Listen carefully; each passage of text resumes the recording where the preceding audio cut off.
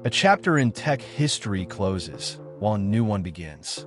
June 8th, 2026. Tim Cook steps onto the WWDC stage for the last time as Apple CEO.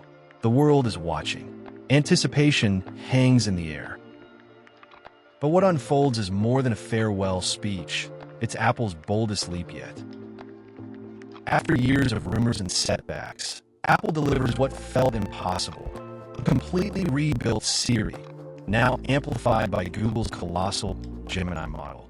1.2 trillion parameters, licensed at $1 billion a year. Siri isn't just smarter.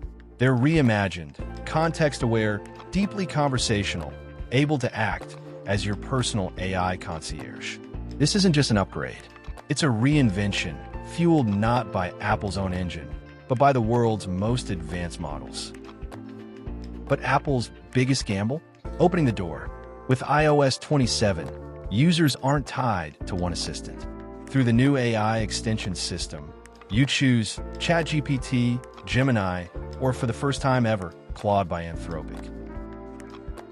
Apple's approach isn't to build the smartest AI. It's to orchestrate the best.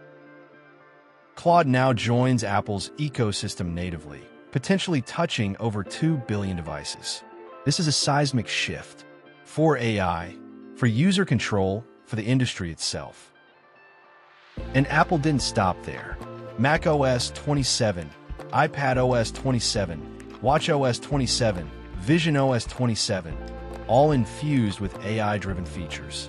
Smarter search, seamless voice commands, personal productivity suggestions across every device. A wave of innovation designed to change how you work, create, and connect. Support for iPhone 11 ends. The future belongs to devices built for next-gen intelligence. Every product now ships with AI at the core. Cook's keynote wasn't just an announcement. It was Apple's declaration that the future of AI is open, competitive, and user-driven. Apple isn't racing to outbuild its rivals.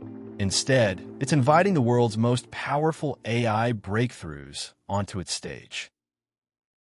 Tim Cook leaves Apple having set a new standard.